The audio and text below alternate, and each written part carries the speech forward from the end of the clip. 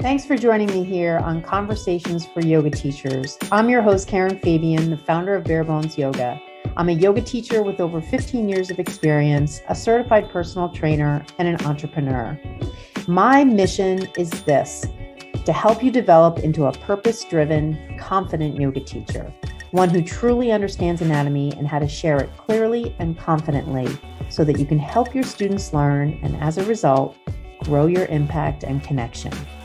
On the podcast here, you'll get a blend of both anatomy learning, stories from teachers, interviews with others in the field, and a dose of personal development. Once you listen to today's episode, visit my website at barebonesyoga.com for free resource guides for teachers. Download any and all of them, including one of my most popular tools, my sequence building template. Thank you so much for taking the time to listen today. Let's get into today's episode.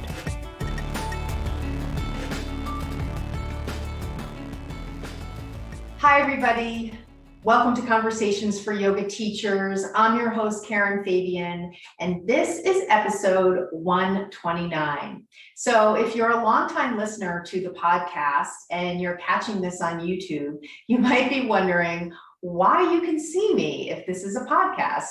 Well, I decided that I want to start doing some actual video along with the audio.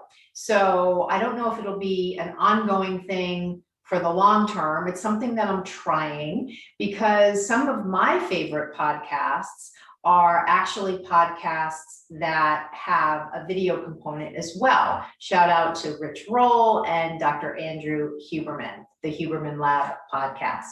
So I decided to kind of dabble in kind of this live video style or video style as well. So keep in mind, if you have been listening to the podcast on iTunes or Podbean, you can always check YouTube as well. And you may find the episode has a video component with it where you can see me. Otherwise, feel free to continue to listen on whatever podcast platform you like. So for today's episode, I want to just start out like I always do. And because it's visual, if you are watching this on YouTube, you'll see I have notes in front of me. And that's the same way I do it when I record just the audio. So I'm going to refer to my notes just to kind of stay on track. So today is May 10th. And I always like to say the date because I think it's helpful because these podcasts kind of live on. And so as a listener, you could be listening really anytime. So today, that is the recording date, May 10th, 2021. Now, I want to just start out with a couple of quick I guess you would call them announcements. And I think, the reason I want to start this on the front end is because I really want to be sure that you catch these. And if I put them on the end of the podcast, there's a chance you may have dropped off. So I want to just let you know a couple of quick things. All this week and last week, Monday, Tuesday, Wednesday, I'm doing a free series on Instagram. And this series is all about how to break down the subject of anatomy into its key topics. So if you haven't caught last week's episodes, I just recorded today's episode and posted it. Go ahead and take a look at my Instagram page, Bare Bones Yoga, and you'll see this free video series, and it's all geared to, really teachers who you may be out there trying to study anatomy on your own, and you may be buying a book here or taking an online course there or going to a workshop here or there. And maybe you're feeling kind of scattered in your approach. And so what this will do is it will give you kind of a very sequential way to learn anatomy. And that's one of the most important things as a technique to cut the overwhelm. If you're trying, for instance, to learn a particular muscle before you understand how muscles work, well, that doesn't make sense. If you're trying to learn how to cue somebody in a particular yoga pose in an anatomy-based way, but you don't understand anatomical movements, well, that doesn't work. So my video series is all focused on giving you the step-by-step process that you can use to learn the subject of anatomy. So you can catch that on my Instagram page. The next thing I want to tell you about, I want you to save the date, May 19th at 5 p.m. Eastern, because that's when I am having a free training. It's going to be a webinar and a launch party. So it's going to be one big event. And what it's basically going to include is a free training where I walk you through a format for how to give effective cues. And then at the end of that webinar, I'm going to be opening enrollment and telling you the details as to how you can enroll in my signature program on anatomy called the Blueprint Learning Program. And because it's a party, there will be giveaways, books that I have, different gift certificates for different amounts of money, and it will be just kind of, the prizes will be given in kind of a random raffle type way. So the only way though to be eligible for one of the prizes is to show up live. So be sure you save the date, Wednesday, May 19th at 5 p.m. Eastern. Over the next day or so, I'll have the invitation page ready, and I will be able to put that on my social media pages and send it out to those of you on my VIP email list. Now, if you're not on my email list, go to my website, download any of the free tools that I have on there for teachers. You'll get the free tool and you'll be on my mailing list. And that's the best way to find out about the launch party rather than social media, because sometimes you don't see the posts when they come up. And then the last thing I want to let you know is about 2 weeks ago, I wrote an ebook, which is a compilation of some of my most popularly downloaded tools for teachers. And when I say an ebook, I mean I took all those tools and I consolidated them into one easy to get download. To get that, just go to my Facebook page, and it's a resource guide for teachers. So those are the announcements, and that gets you covered in terms of just general info. So for today's episode, and if you've been following the past couple of weeks, you know that I've had a number of really cool interviews with some really interesting people. I had Dr. Andrew Kim on, and he's an orthopedic surgeon specializing in the hand. And I had Susan Weiss-Bolin, and she is an Ayurvedic expert, and she talked to us all about the study and the science and the practice of Ayurveda.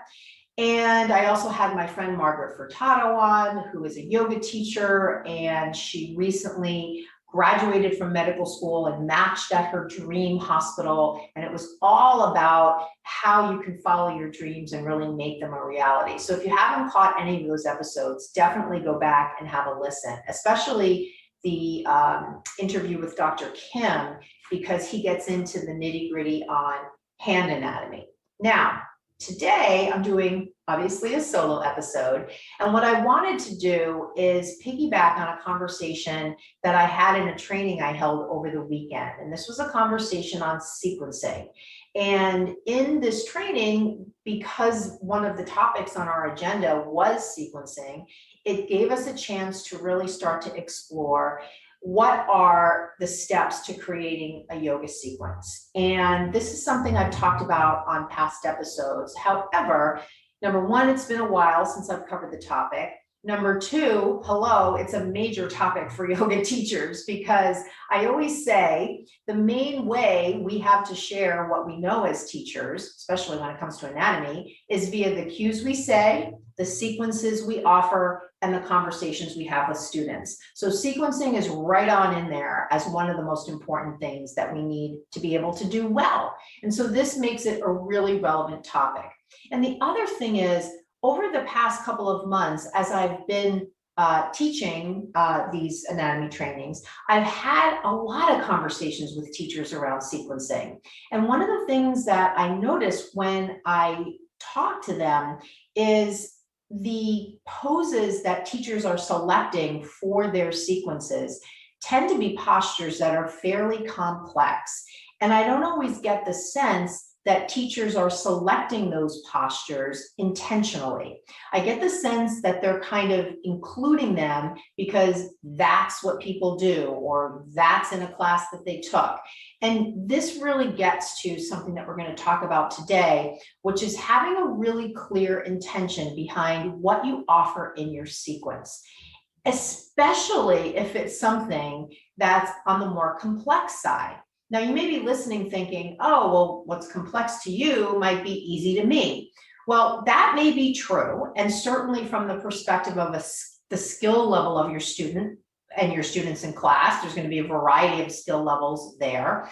That may be the case. However, I think we can step back and take a look at what makes a pose more complex, just from the perspective of not so much data, but just from the perspective of components of anatomy. And again, if you are watching on YouTube, you can see this because I have the skeleton here. I think just really quickly, one of the things that makes a posture more complex is if the pose requires a significant range of motion from a joint. So let's take the shoulder joint, for instance. We've got the shoulder joint, which is a ball and socket. It moves in a variety of ways. One of the ways it can move is it can externally rotate. So that's a movement in the transverse plane where we're taking the head of the humerus back, where we are, in yoga speak, opening the shoulders. Now, the muscles responsible for external rotation of the shoulders are two muscles of the rotator cuff. They're on the posterior aspect of the shoulder itself, teres minor and infraspinatus. They attach the scapula to the humerus, and they are responsible for external rotation. Now, as it turns out, because people hunch a lot, those muscles don't really get a chance to do what they're built to do a lot. And so in many people, those muscles tend to be weak. Now, if we didn't know that, we might not, have that factor into the poses we pick. However, if we know that, it might mean that as we build sequences, we, yes, look for opportunities to strengthen those muscles. However, it might also lead us to not take people into certain variations where there is a big ask of those muscles to externally rotate. And a perfect example of this is side angle, extended side angle, and then having people move through the variations of taking the upper arm behind the back and then taking the double bind. I always use this one as an example because I think it's a really commonly offered pose with very commonly offered variations. And as well as I do, as soon as you offer a variation, people are going to do it, even if they don't have the requisite range of motion in order to get into the pose in a way that's steady. I'm not even really going to say safe because I feel like references to safe yoga is just a triggering experience for teachers where we start to create this dichotomy of you're teaching in a safe way, you're teaching not, this pose is safe, this pose is not safe. I really want to get away from that because there's nothing inherent in yoga poses that makes them unsafe. It's often, if not always, in the way they're presented. And to a certain extent, it could be something happening in the student's body that the teacher could not possibly be aware of. But there isn't anything inherent in a yoga pose that makes it any more or less safe than going to the gym, going for a run, or any other thing like that. Now, having said that, as teachers, this particular topic, when we're talking about sequencing and if we're going to talk about safety, we should be aware of offering people variations that are going to be a big ask on joints that tend to not get opportunities to move in that way. So if you just think about in your own daily movement, do you do a lot of external rotation of the shoulders? If you say, well, maybe I do a little bit, what about a lot of external rotation of the shoulders? You probably don't do that. You probably never interlace your fingers behind your back when you're just in a normal day. That doesn't include a yoga practice. So again, we have to kind of think about the movements that people are doing during the day and the movements we're going to offer them opportunities to do when they're in class, because it's not as if they're going to walk into the studio and get some sort of magical fairy dust sprinkled on them and be completely mobile and flexible. They're coming to the yoga mat with all of the movement patterns that they have in their life. And that yoga class is just one moment in time for them where they are going to be faced with all of the results of movement or lack of movement and how it's impacted their body. And this is where things like when I was referring to conversations I had with teachers recently or over the past several months, where they were sharing with me, oh, I'm offering people this pose and that pose as we were discussing their sequence. And I, in particular, was having conversations with teachers about sequences they were going to do when they auditioned for teaching jobs.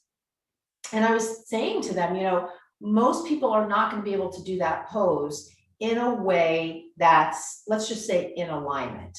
I don't want to say safely, in alignment. And it's because it's a big ask, it's a big requirement. It asks for a lot of range of motion. Another posture that comes to mind when I think about this kind of thing is any kind of lotus variation. So if you're having people to come into tree, but then you're asking them to grab the foot and come into lotus, that is asking for a lot of external rotation at the hip. So now we're looking at muscles on the posterior hip, like the piriformis and the quadratus femoris and the obturator muscles and the gemelli muscles. And depending on the person, those muscles might not have the requisite strength to externally rotate their hip. Additionally, the internal rotators, like the tensor fasciae lata and the adductor group, might be tight. So those muscles might be, constricting the external rotator's attempt to externally rotate the hip enough so that the person can grab their foot and come into that lotus bound position versus just doing tree. Now, you may be listening to this and you may think, well, gosh, Karen, are you asking us to just dilute our yoga sequences so that they're quote unquote really easy? Well, I think we need to kind of reframe what easy is. And I also think, quite frankly, we have to kind of reframe what it means to be a yoga teacher to the general public. I'm not talking about when you teach a workshop, and I'm not talking about when you are, teaching a small group of people in person, because I know a lot of us are teaching online right now because of the pandemic. I'm talking about when you're teaching general yoga classes to the general public, in whatever setting that is, let's say a yoga studio or a gym. The majority of the people that are coming to your classes are going to be kind of in that middle zone where they're coming with the postural habits that most of the people in our, world are exhibiting, sitting a lot, hunching over their computer a lot. Let's just face it, those two things have a whole, list of muscular and musculoskeletal consequences that come along with that. And unless we can, work with people really closely in a small group in person, I think, as yoga teachers, really need to sort of scale back what we're offering people to take into account the reality of, the general gist of who is coming to our classes. Now, does that mean if you're a teacher who's super excited to teach in a certain way, you want to create kind of a niche following, you can't do? No. The really amazing thing is you can do whatever you want. This is the beauty of being a yoga teacher. You have free reign to express yourself in whatever way the universe is calling you to do that. What I'm saying, though, is I believe you really need to do that responsibly. And the best way, one of the best ways to do that responsibly, is to do your homework and have anatomy knowledge so that you really understand how what you offer is impacting or potentially impacting your students, rather than just buying a book on sequencing, opening it up, or remembering from your teacher training those cool poses, or watching somebody on YouTube and that looks really cool, and then you go out and teach that. There's no intention behind that. There's no real knowledge behind that. It's just doing for the sake of doing. And so that's what I really want to caution you towards. But again, you can do whatever you want. And this is, this is where the subject of like teacher integrity and being responsible, where all of that comes into play as well. So that's my very big intro for today's topic on yoga sequencing. And what I'm going to do is I'm going to actually refer to a free PDF resource that I created, and it's all about how to create a yoga sequence. This is part of the tool that I referred to at the beginning of this episode, that ebook I talked about. However, you can get this right on my website. It's clearly right there on the homepage, barebonesyoga.com. Just go there and you will be able to see this link and download it. So I want to just go through the steps of creating a yoga sequence and give you a sense of kind of the flow of things. And keep in mind, this is a way to systematize, if that's a word, the process of creating sequences. You know, I remember a recent conversation I had with a teacher, and she actually dropped a class that was on her schedule because she didn't have the time to plan for it. And she was explaining to me how she was doing all this preparatory work and creating sequences for these classes every week. And that just broke my heart, because I never want a teacher to feel so burdened by preparing sequences that they get to a point where they just quit a particular class. Building sequences should be something that, number one, follows a systematic approach. And number two is something that over time you build up a repertoire so that you're not always reinventing the wheel. If you are doing that or finding yourself, compelled to do that, I really want you to ask yourself why. Why are you always changing your sequence? Now, there are good biomechanical, anatomical reasons for doing that, for giving people variety, many of which I learned through my own experience of having some challenges in my own body from doing the same thing over and over again. But more importantly, from my continued learning in anatomy, understanding how important it is to have variety. However, that doesn't mean that every day or every week even, you're changing from, basically starting from ground zero. What that might look like is you have a standard sequence, and from week to week, you might change a little piece of it. And so again, if you as a teacher are finding that you're always sitting down at the drawing board and starting with a blank sheet of paper, I want to offer you a better way, a way that's less stressful and will take less time. Because let's face it, number one, you're not getting paid for the preparation you're doing. So let's just talk economics here. You're getting paid to teach the class, and that's it. So, as much as you can just teach the class, and I'm not saying skimp on your responsibilities, but I'm just saying, from the business side of things, the more you can show up and teach, the more of that revenue goes right into your pocket. The more preparation time you're doing, that's not time you're getting paid for. Okay, so that aside, the real issue though is, how can we make the process easier so that it's less stressful for you and it's more effective? And anytime you can create a system for something, a task that you do a lot, the better it is. Think about anything in your life that you do in a process-driven way. Like, for instance, I just moved into a new house here in January, and my whole system of getting things done, whether it was, house cleaning or doing laundry or food shopping, all of that got thrown up in the air. I had to learn the layout of a new grocery store. I had to learn, kind of how to fit in the different tasks of house cleaning and doing laundry and stuff in a different way. And it was all fun and it was all great. It just required that I develop a system. And now, since January, I have a system. So now, after multiple trips to the same grocery store, which I've never been in until I moved to this area, I completely know the layout. When I go into the store, I always go through the grocery store in the same way, even if I only need to pick up a couple things, because I know exactly where things are. And inevitably, as I go through my pattern, I'll always see something that I do need at home. Additionally, just different things. I created a closet where I store supplies. And so I know if I'm on one, and I need something. Anyway, you get what I'm saying. I don't need to go into all the detail.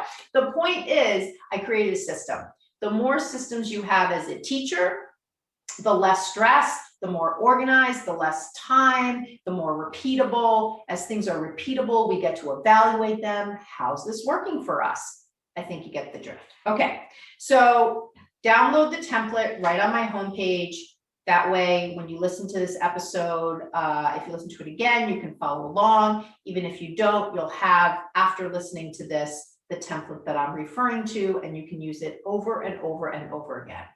All right, so how to build a yoga sequence. Step one, what is the overall point or objective of the sequence? Hello, sounds like an obvious question, but how many times do you ask yourself? You're going in to teach a class, are you just like rushing in there or turning on your computer to do your Zoom session and you're just like, okay guys, here we go. Take a moment, even if it's a sequence you've taught before, to ask yourself, what is the intention of this sequence? But more importantly, if you're going to create a sequence from scratch, have an intention for what you're going to do. What's going to be the theme of this? What's the point of this? What are you trying to achieve? Not you personally. What are you trying to facilitate for the students who are coming to this class? Really, really important, because that's your first opportunity to check yourself with respect to influences that may be influencing you and taking you away from your own authentic way of sharing the practice. You know, if you're finding yourself like, oh, well, I just watched this YouTube video and I want to just reproduce this as best I can for my class. No. Now, if there was something in that YouTube video that spoke to a particular theme that you found was helpful to you as a practitioner, or you thought from a high level would be helpful to students for a particular reason, check yourself, articulate that reason to yourself, and that can become part of what your intention is. So that's there. What is the overall point or objective of the sequence? Who is the target audience, right? So again, this kind of gets to what I was talking about earlier. Is this for a particular niche group, you know, young people with generally a good amount of flexibility? Is this for athletes? Is it, you know, this, we're going to get into that detail a little bit more, but even just now, general target audience. And remember, especially right now where the majority of yoga is being taught online, or even if it's being taught in person, chances are the people going to in-person yoga classes have probably been home for the better part of the past year and a couple of months because of the pandemic. So this is not the time to be setting huge, lofty goals for people, in my opinion. I really think what our main focus should be when you look at who is the target audience, the target audience is anybody. The target audience is, I want this to be a yoga class that really anybody could do. I would suggest to you that as a teacher, as crazy as it sounds, that might be the most niche approach ever, because what are most teachers out there probably doing? And maybe I'm assuming, I don't know, you know, doing a lot of things like double bound and lotus and all this kind of stuff that a lot of people just can't do. So in a paradoxical way, teaching a highly accessible class might be a really great way for you to distinguish yourself as a teacher, which sounds crazy because you would think there would be more yoga out there for the general public and less niche yoga. But I really think, again, it gets to the influences and offering without the requisite knowledge to understand the impact of a particular pose. So who's your target audience? Now, again, I am not saying don't do what you want to do. If you want to teach headstands, handstands, arm balances, double binds, all of it, go for it. Just know that you are niching down to a particular group of people who are going to have the accessibility in their joints and the requisite strength and flexibility in their muscles to be able to do that. And additionally, if you're teaching all that stuff online, it's really hard to know how that's coming across and being illustrated in the poses that your students are doing. All right, so the next thing, so what is the overall point or objective of the sequence? Who is the target audience? Next thing is, what level of experience is needed for the sequence? So this, of course, just follows along with everything we're talking about. So just take a moment, just kind of say to yourself, you know, what's the needed experience? Is this general? Is this beginner? Is this a little bit of experience with yoga? A lot of experience with yoga? Am I going to use a lot of Sanskrit? That's obviously not going to be something that most people understand. Am I going to also give them the English? Obviously, a lot of different ways this comes into play. The next thing, what is the energetic focus of the sequence? So this is where we start to get into a little bit more of the nitty-gritty. I have things written here like restorative, active, or sports related, functional movement, beginners, advanced, or other. So there's lots of different energetic focuses, out there. And even energetic focus might not be the best way to encapsulate it. I think you get the sense, like now we're drilling down a little bit further. If we said our target audience is anyone, this is going to be a highly accessible class. We might also pick something like functional movement as the energetic focus of the class versus something like the target audience is anybody and the focus is restorative. Like maybe our target audience would be a little niche down if the focus is restorative. Maybe not, depends on what we're going to have people do. All right, so all of that is step one. So now in step two, now what we're doing is we're deciding what are the high level components of the sequence. So this is where we get into, most people are going to start with something that's kind of a general warm up. And then from there, or a grounding. Most people are going to start with some kind of centering grounding sequence. And then from there, they're going to move into something that kind of warms people up. And then from there, that's where the sequence really starts to take shape and distinguish itself, especially if you're going to be working people to a peak pose or you have a specific anatomical theme. That's when you may have actually already touched on this in the first two sections, but that's where you're really going to start to offer people poses that start to share what the theme of your sequence is. So on the list here, I have things like the grounding part of the sequence, the warm-up part, twisting movements, balancing movements, lateral movements, side to side, back bends, hip focus, inversions, restorative, and rest. So there may be more on your list, there may be less. This just gives you kind of a high-level series of topics that you can pick from. Are you going to do a whole bunch of twists in every practice? No. Are you going to do a bunch of inversions in every practice? No. So obviously you're going to pick, and it's going to follow on from what you started out with, your intention, the overall point, the target audience, the level of experience. I want you to really notice how this is all following sequentially. So we're not just kind of starting in the middle of picking poses before we start at the top and setting intention. And then step three is where you get to the point of picking the poses, because now everything has been laid out. You've laid out the groundwork, you've decided what sections go into your sequence, and now you can actually pick the poses, right? You can actually pick the poses. Now, I want to just say a couple things in terms of sequencing. So keep in mind, there's just a couple high-level things. Keep in mind that the more you give somebody to do, the more work it is for them, both physically and mentally. So if I'm taking somebody through a series of balances and I have on one leg more than really two things to do, that's going to be physically harder for them on the standing leg side and mentally harder for them to do. Think also about joint movement. If I take somebody, and again, if you're watching this on YouTube, you can see it. If I take somebody from Warrior 1, which is front facing, and I have them come into Warrior 2, which is side facing, I'm going to have a whole bunch of joint kind of compensation movements that show up that I really need to be aware of in order to get them into better alignment and not have them start to develop some of the negative side effects of having joints out of alignment. So keep in mind, that's something to think about when you're doing your sequencing.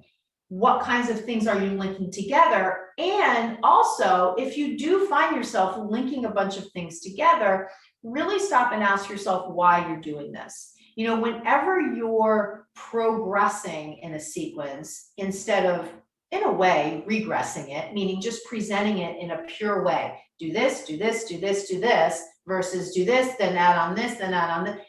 Why are you doing that, right? So sometimes it's to keep it interesting, sometimes it's to make it harder, and I get that.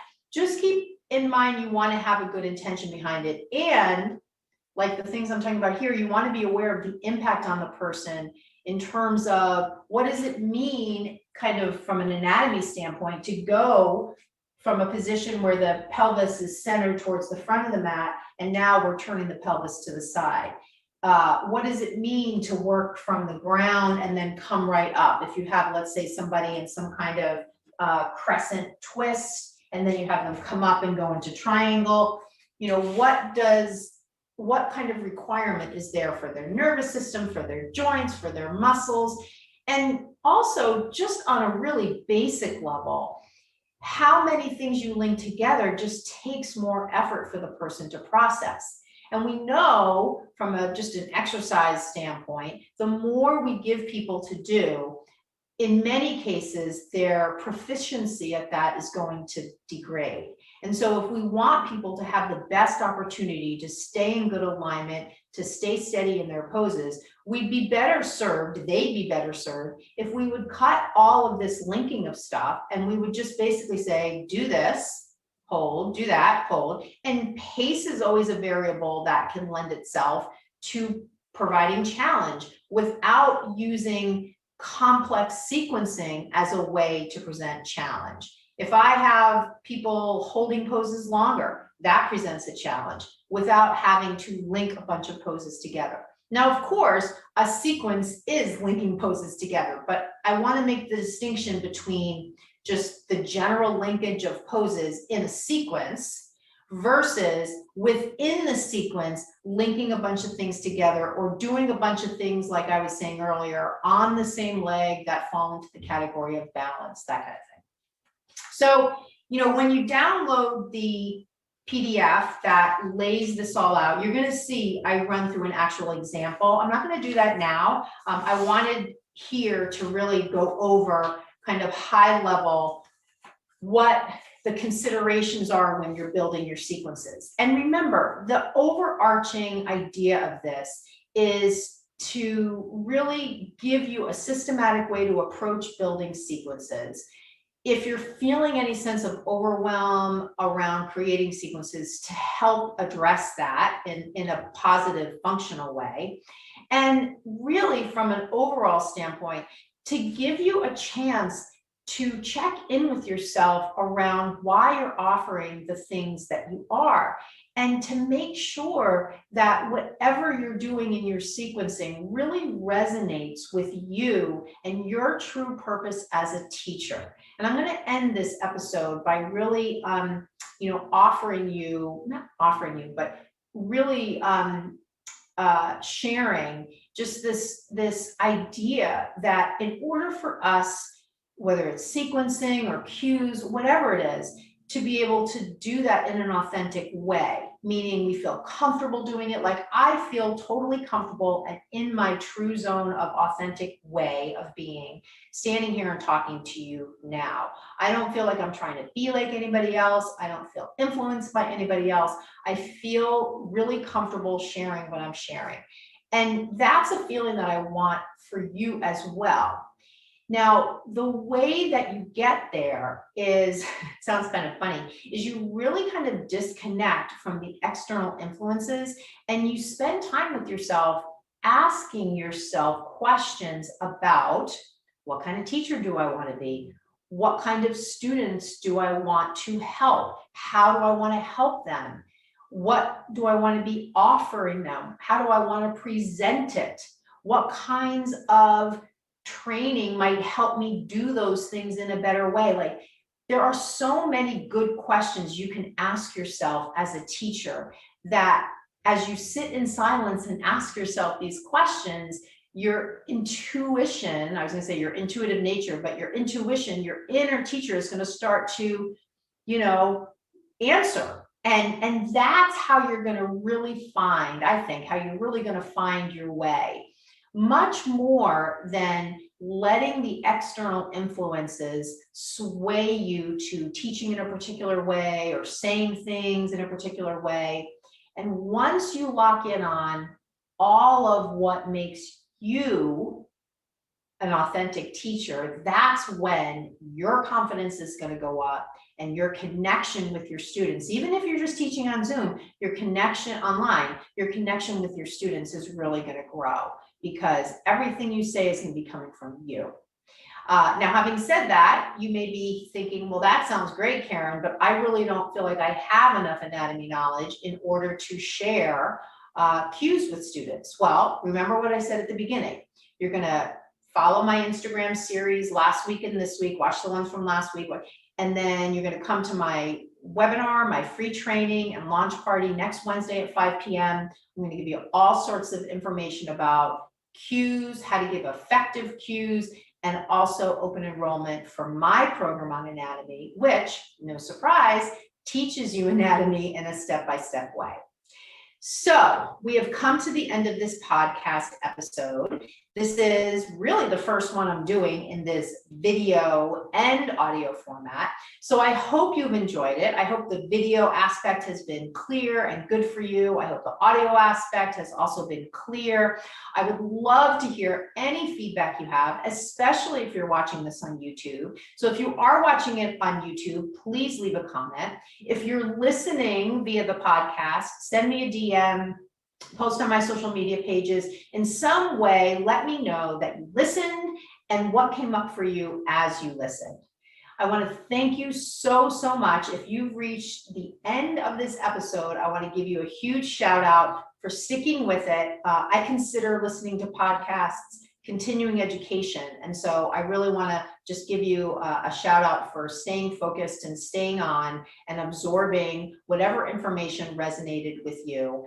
Thank you so much for being a listener. Thank you for supporting this podcast, Conversations for Yoga Teachers, and I'll see you on the next episode.